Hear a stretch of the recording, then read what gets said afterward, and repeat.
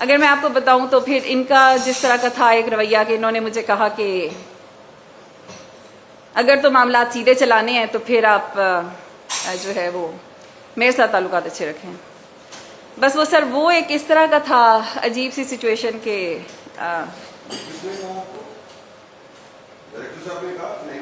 Director साहब ने sir वो एक इतनी अजीब सिचुएशन बन गई है, सामने बैठे हुए हैं कि नईम साहब का मामला तो एक साइड पे हो गया, वो उसके बाद से बस एक चक्कर है जिसमें मैं फंसती जा रही हूँ और मैं उससे निकल नहीं पा रही।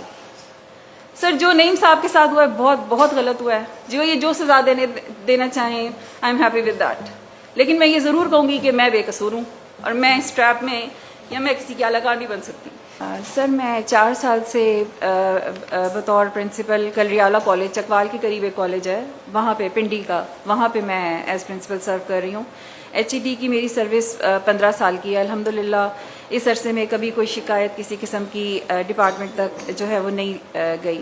और सर मैं इस बात को बहुत दिल से मानती भी हूँ और इस पे अमल भी करती हूँ कि हर शख्स, हम पब्लिक सर्वेंट हैं और हर शख्स हमारे लिए काबिल एहतराम है, वो चाहे तालिबात हैं, उनके वालिदैन हैं, सोसाइटी से रिलेटेड कोई भी शख्स है। सर ये जो सारा हुआ है ये एक गलत फहमियों की एक सिलसिला है जिसकी वजह से ये चीज़ें इस तरह एंड अप हो गई। मैं कभी भी ये तसव्वुर भी नहीं कर सकती खुदा ना खास्ता कि कोई प्लॉटिंग, क्योंकि सर मैंने इतना अरसा एज प्रिंसिपल काम किया हुआ है कि मुझे इतना अंदाज़ा है कि कितनी सेंसिटिव होती है प्रिंसिपल की पोस्ट। और अगर खुदा ना खास्ता कॉलेज का कोई कागज़ बाहर निकल जाता है तो सबसे पहले तो प्रिंसिपल पकड़ा जाता है, फिर कोई और जवाब देगा।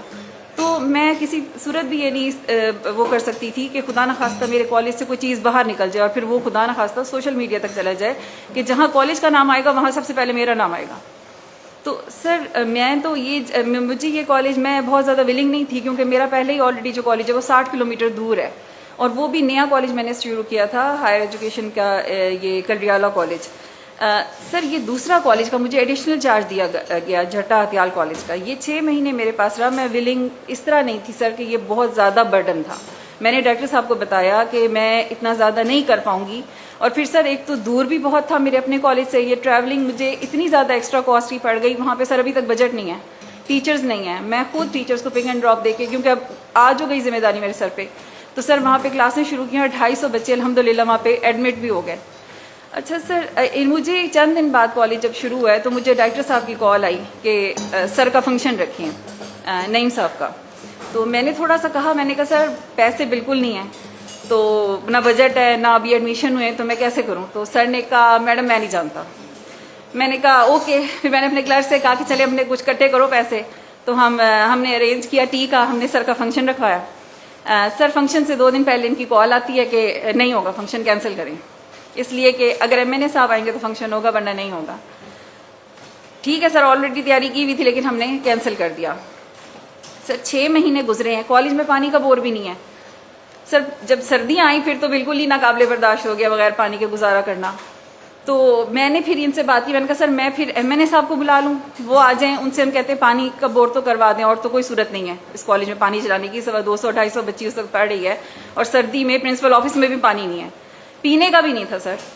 तो मैंने फिर इनसे कहा कि मैं रखवा लेती हूँ MNA साहब का, क्या कहते हैं। उस वक्त तो इन्होंने कुछ नहीं कहा, लेकिन अब फंक्शन से फिर वही हुआ कि 2 दिन पहले फिर इनकी कॉल आती है कि फॉरन फंक्शन कैंसिल करें, ये फंक्शन नहीं होगा।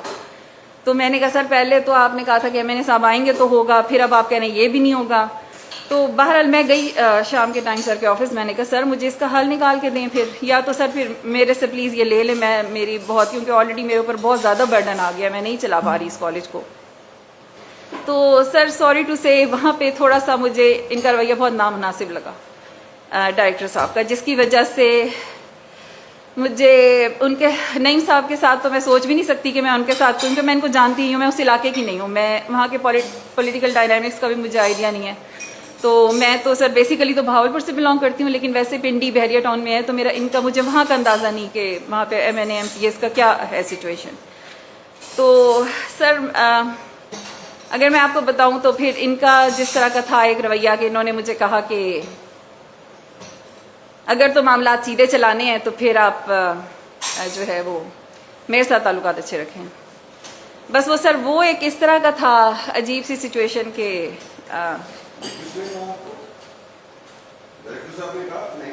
डायरेक्टर साहब ने।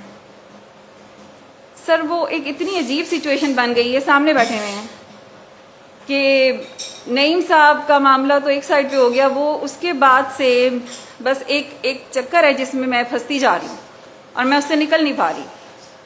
सर जो नईम साहब के साथ हुआ है बहुत बहुत गलत हुआ है, जो सजा देना चाहें I am happy with that, लेकिन मैं ये ज़रूर कहूँगी कि मैं बेकसूर हूँ और मैं इस ट्रैप में या मैं किसी की आलाकार नहीं बन सकती।